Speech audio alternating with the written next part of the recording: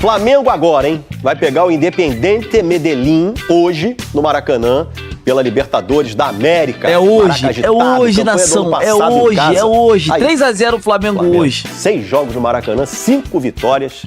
Só uma derrota, aquela inesperada lá pro Central Córdoba. Deixa eu conversar com a Camila Barbieri, ela tá na Gávea. Ih, tá cheio de torcedor com ela. Aí a Camila aqui, tá no cantinho, tava nem te achando, Camila. Fala aí com a rapaziada aí, como é que tá o ânimo da galera pro jogo de hoje? Fala, Escobar, tudo bem? Boa tarde pra você, pra todo mundo que tá com a gente, ó. Vamos falar de torcedor. Aqui na Gávea sempre tem bastante gente que vem de fora do Rio de Janeiro para visitar a Gávea, o Museu do Flamengo, que inclusive tá em reforma, né? Só abre mais na metade do ano. Mas tá aqui uma família que enche quase um estádio inteiro, né? Mengão na cabeça. Ó, o Sérgio, a Stephanie, a Sofia, o Estevam e o Sérgio. Aqui repete para facilitar a minha cabeça, né? Agora, seguinte, nessa família não tem briga, todo mundo Flamengo, né, Stephanie? Todo mundo Flamengo, com certeza. Sempre foi assim? Sempre foi assim. Hoje vocês não vão pro jogo, não conseguiram ingresso, mas vocês vão ver domingo Flamengo e Bahia, certo? Com certeza, todo mundo lá, se bobear lá em cima, junto com a torcida. E expectativa para esse jogo aqui hoje, a estreia do Flamengo no Maracanã pela Libertadores, fazer bons jogos em casa também conta muito, né? Hoje é vitória, né? 2 gols de Pedro, passe de Arrascaeta e chegar na liderança lá na Libertadores. Quem que você me falou que você quer ver, hein? Bruno Henrique, Arrascaeta e Jorginho, né? Vai que sobra um pênalti pro Jorginho bater. Todo mundo quase você quer ver então, né? Mas o Jorginho tá lesionado. Ixi, então complica. Ué, mas tem o Pedro, o matador. Aí já deu, né? Seguinte, Escobar, daqui a pouquinho eu já volto, que eu sei que você tem uma pergunta aí sobre o time que virá campo, correto? Já pode responder agora. Leonardo Jardim vai repetir. O time, a nação quer saber. Como vem o Flamengo, Camilo? Pois é, essa é uma receitinha que deve ser repetida, viu, Escobar? No Fla-Flu, então, essa vitória por 2-1, né? O Leonardo Jardim deve repetir esse time que vai a campo aí. Ontem teve treinamento. Então vamos já chamar o campinho pra gente ver como é que o Flamengo deve se apresentar hoje diante do Independiente de Medellín.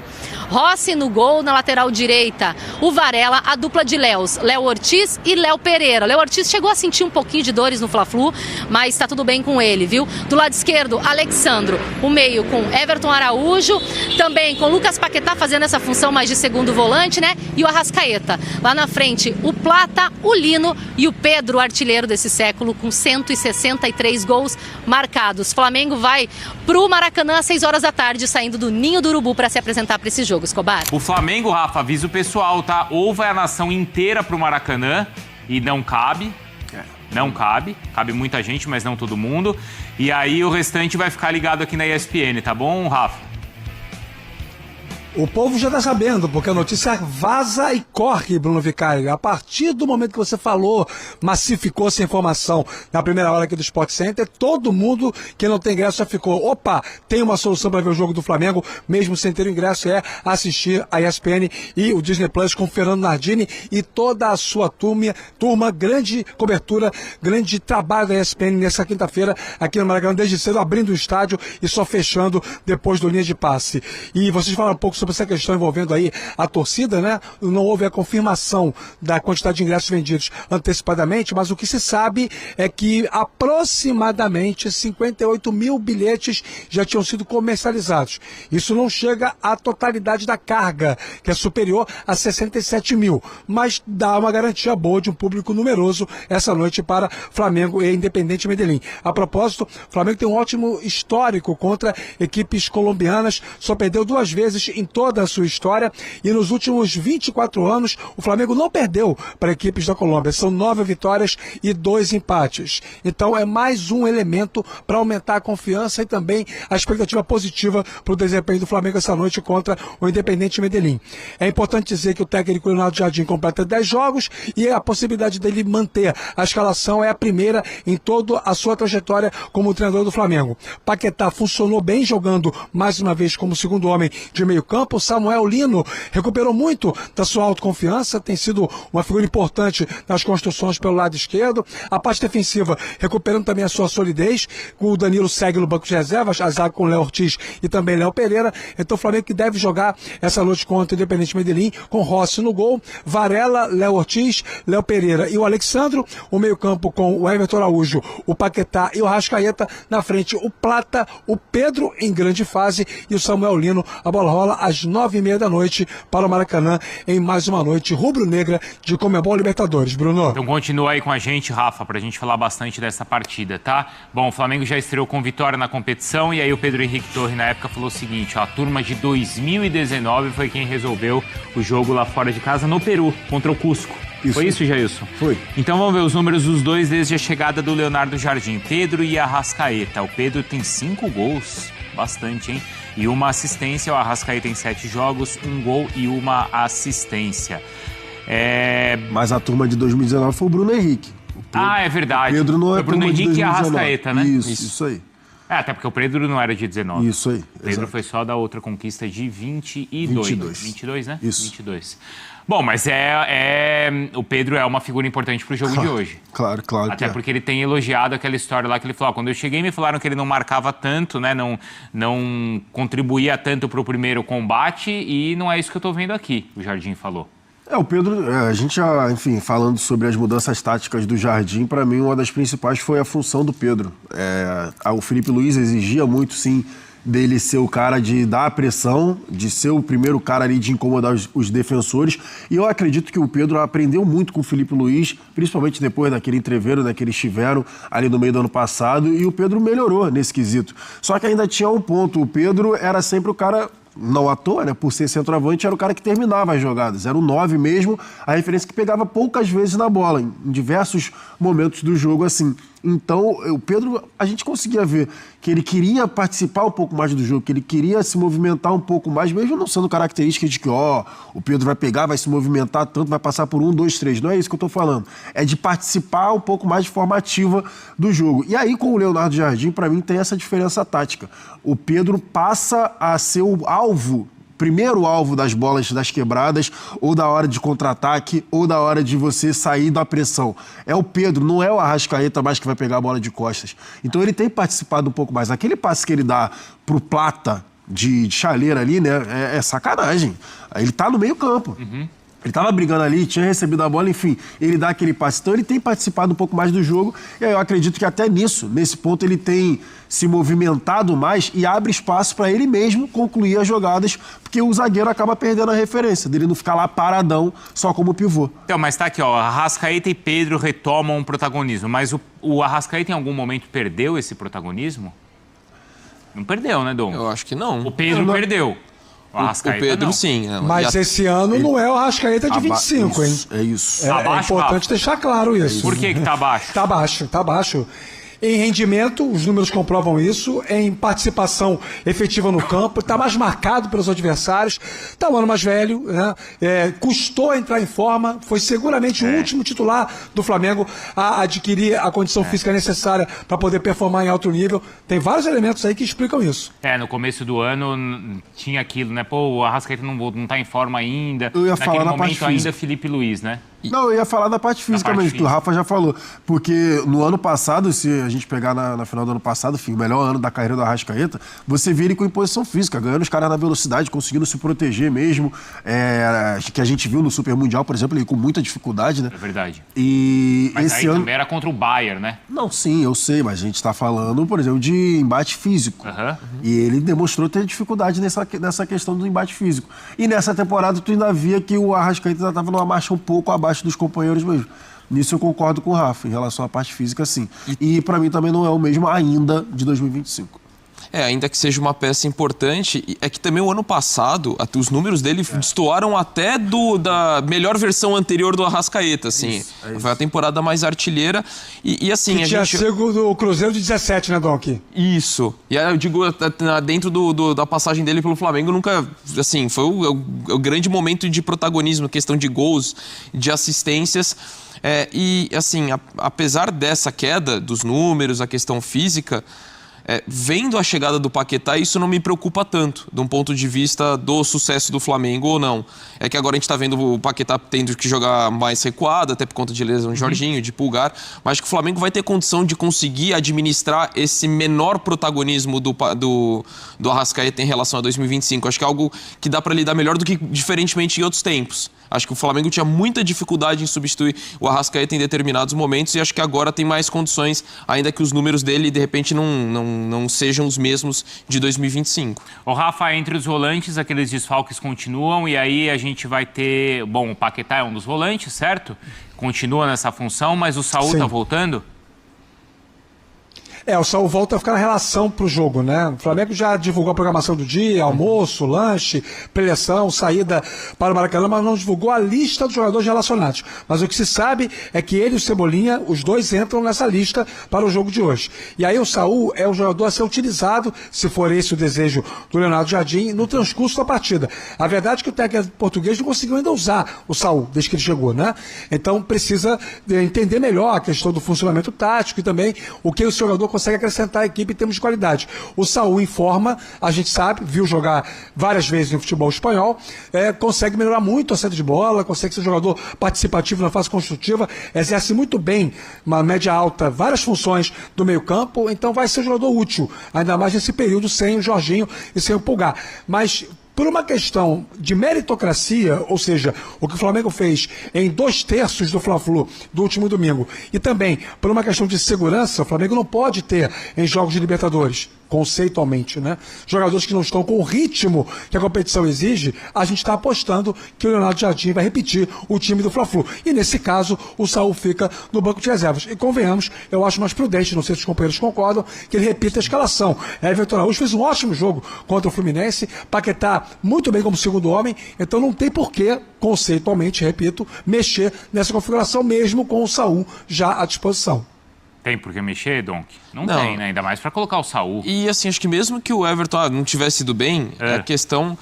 lógico, a gente não sabe do dia a dia, mas eu acho pouco provável que um jogador que ficou tanto tempo parado, tá readquirindo ritmo, esteja em condição de ser titular logo de cara. Então, é um cara que acho que pode ser muito importante, até pela versatilidade que ele oferece. No primeiro momento, encaixou muito bem com o Flamengo, no Flamengo, mas as questões físicas acabaram prejudicando. Então, acho que o cenário ideal é que o Flamengo consiga, de repente, se abrir uma boa vantagem, dar uma maior minutagem possível para o Saúl para ele readquirir esse ritmo de jogo, mas sair logo de cara me parece que não faz muito sentido até por essa questão física. A gente vai começar a temporada logo numa Libertadores. Faz o menor sentido. E aí o Paquetá tá no melhor posição dele também, Jair. Sim, atuando por dentro, atua muito bem por ali o Paquetá. E aí o Donk também lembrou muito bem, né? O Arrascaeta, no momento que tiver ali uma instabilidade ou precisar ali na parte física, né, dar uma salvada, tem um Paquetá que pode fazer essa função com tranquilidade e o próprio Carrascal, que tudo bem, né? Então, como é que tá o Carrascal, hein? Deu uma queda, né? Começou muito bem, podendo jogar em todas as funções basicamente, foi utilizado até centralizado em alguns jogos, jogando aberto pela direita, jogando aberto pela esquerda, mas deu uma queda assim, uma caída depois que, enfim, nessa temporada principalmente... Não é o fator Paquetá, não? Eu não vejo como influência do Paquetá, não. Eu vejo a questão mais particular. Eu tô só levantando a bola. Claro. Eu vejo mais uma questão particular dele mesmo, porque ele continua atuando. Não teve, por exemplo, uma questão que nem aconteceu com o Plata, que o Leonardo Jardim foi lá e cobrou que o Plata tinha algumas questões físicas, tinha que ter um pouco mais, né, de concentração ali na carreira, e o Plata volta atuando muito bem, então, pelos dois lados, como ele já vinha fazendo com o Felipe Luiz. Plata que era basicamente ele um protagonista com o Felipe. O Carrascal talvez tenha que tomar o mesmo puxão de orelha do Plata para de fato aí focar e voltar a conseguir ser protagonista, porque o Carrascal foi um dos principais jogadores na reta final da temporada passada. O Carrascal foi muito bem na reta final da temporada passada, porque o Samuel Lino, por exemplo, não vivia um bom momento. Então, muitas vezes, o Carrascal fazia o lado esquerdo, fazia o lado direito, fazia a parte central. Também, né? No ano passado. O Cebolinha também, na parte final, também foi muito importante. Na final da Libertadores, se eu não estou enganado, joga o Carrascal pelo lado direito, não é isso? E o Samuel Lino pelo lado esquerdo. Começa assim. Eu não lembro se foi exatamente isso, mas o Carrascal foi importante em vários momentos, o Jair tem razão. A questão para mim passa, eu estou levantando essa bola porque eu não tenho informação, então é difícil deliberar sobre algo em que não tem consistência. Mas depois que o Paquetá chegou, obviamente a minutagem do Carrascal diminuiu, a frequência como titular também diminuiu, e assim, a sensação que a gente tem vendo ele em campo é que ele entra com um nível de tensão, um nível de aceleração de movimentos que o transforma, esse comportamento, num jogador suscetível a lances como, por exemplo, a entrada em cima do Guga no Fla-Flu. uma expulsão que não tem o menor sentido, inclusive, onde foi o lance e tudo mais. Pra mim é uma questão dele mesmo, porque você acabou de falar, não tinha o menor sentido aquela entrada que ele deu ali por trás. Era o Guga? Mas não é a primeira, né, Jailson? Exatamente, não é a primeira, mas então... Acho que foi o Guga, sim. Se eu não estou enganado, foi no Guga. Pra mim não fazia o menor sentido, porque não era nem pra travar um contra-ataque. Ele simplesmente escolheu fazer a falta e deu aquela entrada. E, ao meu ver, eu te entendo perfeitamente, mas eu nem vejo eles concorrendo assim pela mesma função. Eu vejo o Paquetá ali... Não, quando ele jogava com os dois volantes, com o Eric e com o Jorginho, aí o Paquetá ficava meio nessa... Sim, tinha essa questão com o Carrascal. Eu vejo hoje, tendo em vista a ascensão do Paquetá, eu vejo o Carrascal muitas vezes mais com o Plata e com o Lino. Ali mais à frente. Seja o cara que for... Não é nem com a Arrascaeta. Não é com a Arrascaeta. Mas a grande dúvida é... Flamengo, que no Maracanã recebe o Independiente Medellín. Talvez ele repita, assim, a escalação do que ele fez no final de semana. Leonardo Jardim querendo 6 pontos também no Grupo A da Libertadores. Atual campeão da Libertadores, o Flamengo estreia em casa pela competição continental de 2026. O rubro-negro chega para o duelo diante do Independiente Medellín com a confiança lá em cima após 3 vitórias seguidas. Na primeira rodada da Liberta, os comandados por Leonardo Jardim superaram a altitude de Cusco e venceram o time peruano por 2-0. Para o duelo de logo mais no Maracanã, Jardim deve escalar força máxima. A tendência é que ele repita a equipe que venceu o Fluminense no último domingo pelo Brasileirão. Para este confronto, o treinador pode contar com alguns reforços caseiros. Casos estes de Saúl, que ainda não estreou na temporada por causa de uma cirurgia no calcanhar esquerdo, e Everton Cebolinha, ausente desde a derrota para o Bragantino por conta de uma fratura na costela. Os dois treinaram normalmente no Ninho do Urubu nesta semana e podem ser relacionados. Por outro lado, Pulgar e Jorginho seguem fora por lesão. O provável Flamengo tem Rossi no gol, Varela na lateral direita, dupla de zaga com Léo Ortiz e Léo Pereira e Alexandro na lateral esquerda. No meio-campo, Everton Araújo, Lucas Paquetá e Arrascaeta. E no ataque, Plata, Samuel Lino e Pedro. Fora das 4 linhas, o atacante Jorge Carrascal teve a pena reduzida para 2 partidas pela expulsão na Supercopa do Brasil diante do Corinthians em fevereiro. O julgamento aconteceu ontem no STJD. Sendo assim, o atleta não ficará à disposição da comissão técnica contra o Vitória pela Copa do Brasil e Atlético Mineiro pelo Brasileirão. Além disso, como foi expulso no clássico diante do Fluminense no último fim de semana, ele cumpre suspensão diante do Bahia no próximo domingo. Não tá fácil a vida do Carrascal, hein, gente? Cicinho, vamos falar do Flamengo, que é um time favorito para manter esse título de Libertadores. Tá começando a ganhar consistência também com o Leonardo Jardim. Ninguém mais fala em Felipe Luiz. E a gente sabe que é também apontado como favorito nesse grupo para passar em primeiro lugar. E acredito que vai fazer prevalecer esse favoritismo, Renata, porque tá também em evolução, o Leonardo Jardim dando essa cara dele, o Pedro voltando a jogar muito bem. Então tem alguns outros problemas, mas é vasto aí as opções de jogadores que tem o Flamengo numa possível lesão, numa questão de poupar um ou outro jogador. Então, dificuldade sempre vai encontrar porque se trata de Libertadores. Mas o Flamengo é favorito e jogando em casa, acredito que vença. Muito bem. Vamos lá de Flamengo, então? Bora. Hoje é exclusivo aqui, tem pré-jogo, tem live, tem pós-jogo, tem linha de passe. Aliás, é rodada dupla, porque primeiro é o jogo do Galo, na Sula. Galo contra o Juventude, às 7. Precisa ganhar o Galo. Tem que ganhar. Perdeu o primeiro, né?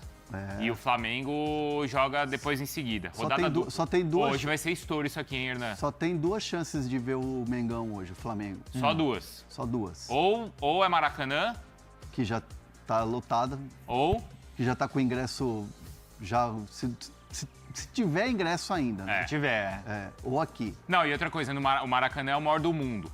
Pra mim, vai sempre ser o maior do mundo, mas não cabe toda a torcida do Flamengo, que é muito maior. Sim. Então, quem não conseguir ir no estádio vai assistir na ESPN e no Disney+. Que é ótimo também. Sensacional. Fechou. Vamos lá. Primeiro, atualizando o Plata. Quer primeiro atualizar o Plata, então? É você que tem essa informação? É isso. Então ele ganhou O Plata vai pro mercado no meio do ano?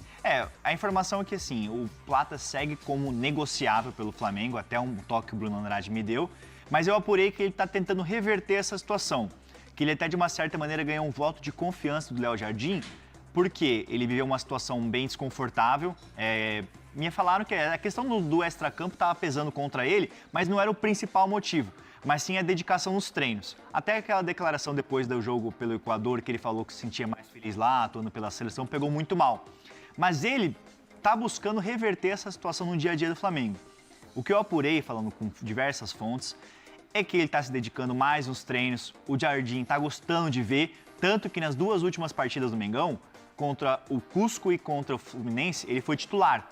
Então, para você ver como o Jardim está dando esse voto de confiança para o Plata, tá querendo ver ele em campo, tá dando minutagem, ele segue como negociável no meio do ano, não mudou status ainda, mas ele tá tentando reverter essa situação.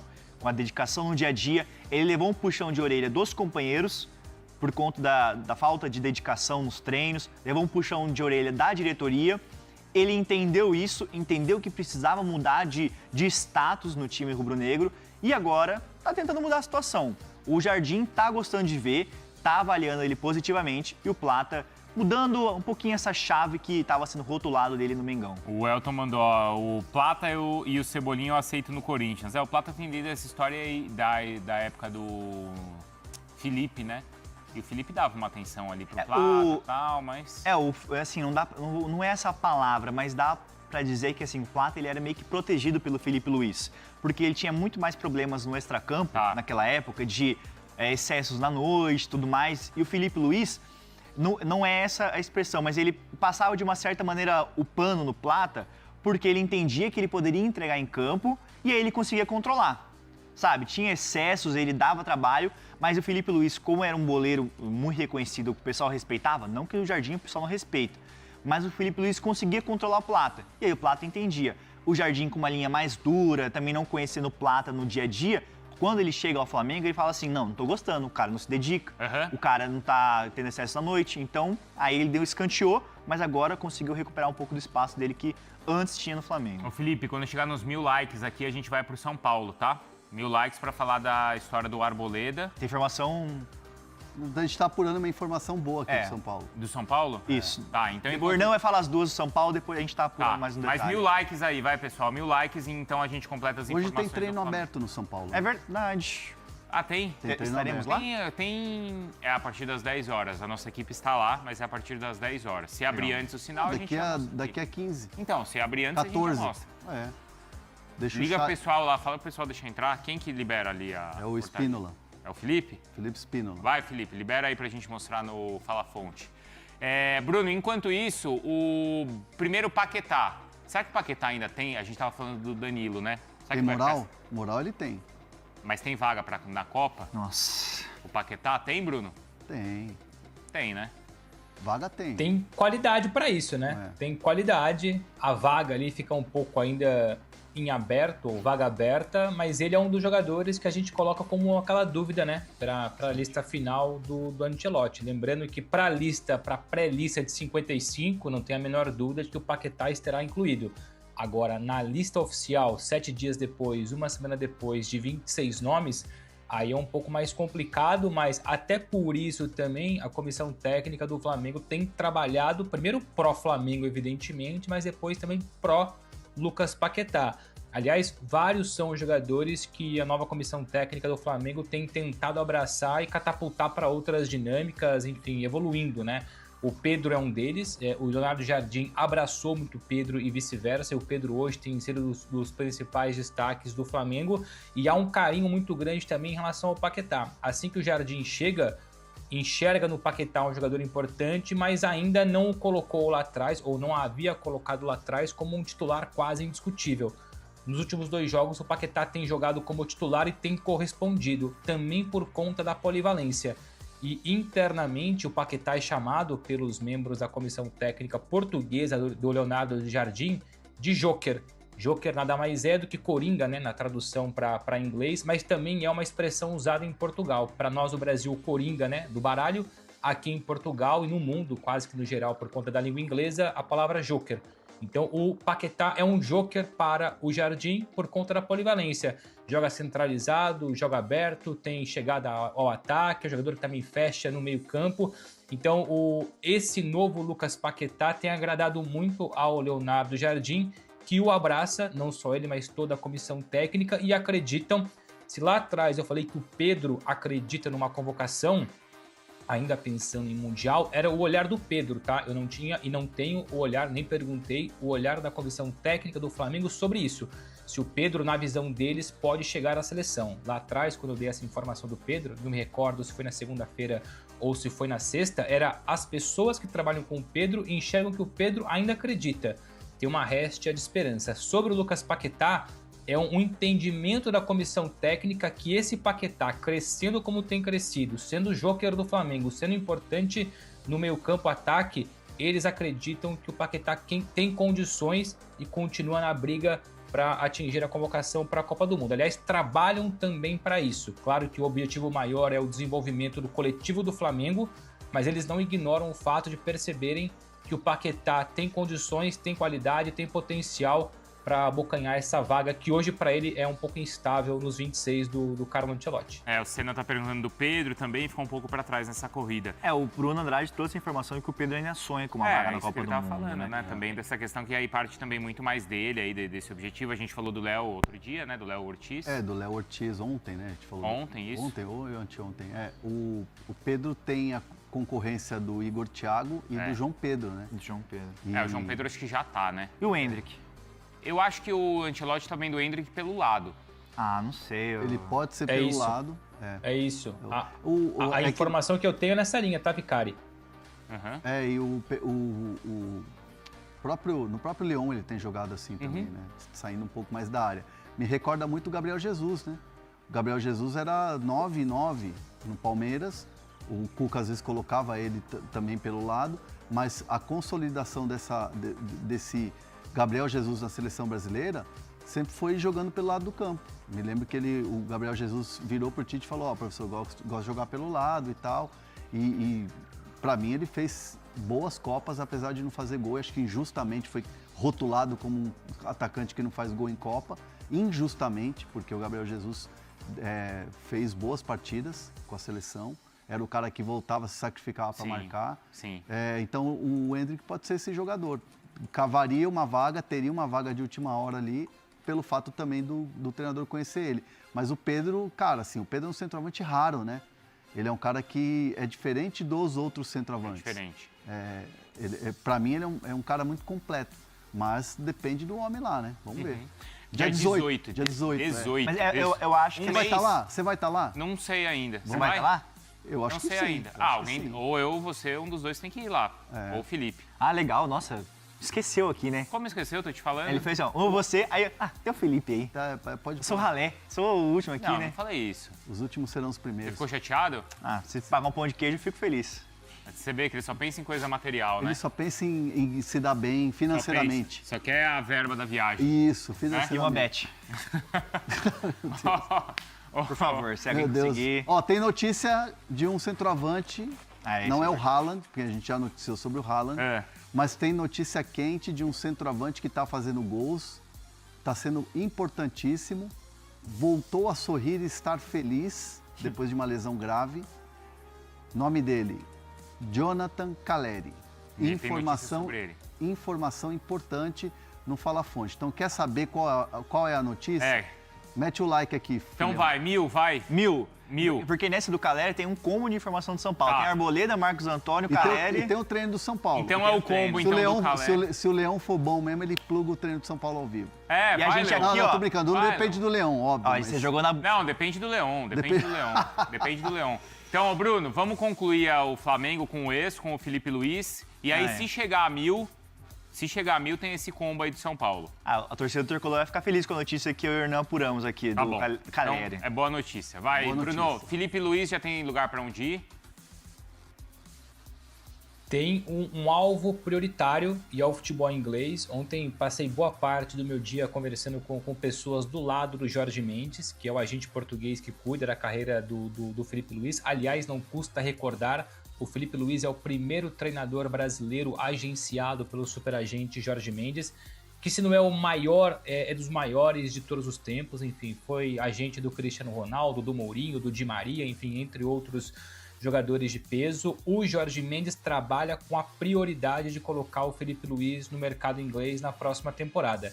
Já se falou aí, já se cogitou bastante, né, no passado recente, Atlético de Madrid, caso saia o Simeone, etc. Mas na visão do Jorge Mendes, o mercado ideal para o Felipe Luiz é o futebol inglês. Primeiramente, claro, a Premier League, mas nunca descartando a Championship, que é a segunda divisão. Não tenho aqui os clubes ou o clube específico, isso porque muita coisa vai girar na Premier League assim que terminar a temporada. Por exemplo, o Chelsea já tem o treinador ali na corda bamba, acabou de chegar, contrato de longa duração, mas ao que tudo indica pode cair dependendo dos próximos resultados.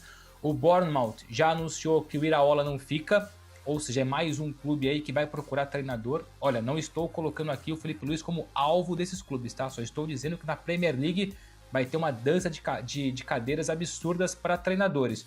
O Tottenham, se cair, e ao que tudo indica, caminha para cair, se calhar também troca de treinador. O Newcastle já busca um novo treinador, então tendo em vista essas mudanças que vão acontecer na Premier League e também na Championship, primeira e segunda divisão inglesa, o Jorge Mendes trabalha com a ideia de colocar o Felipe Luiz no futebol inglês. Veremos então os próximos passos, mas a tendência é essa. Felipe Luiz, pós-Flamengo, futebol inglês, meus amigos. Nossa, mas no Bournemouth ali, caramba, encaixaria como uma luva, eu acho, viu? Aí a opinião, carta Bruno Andrade. Já meteu uma carta internacional, hein?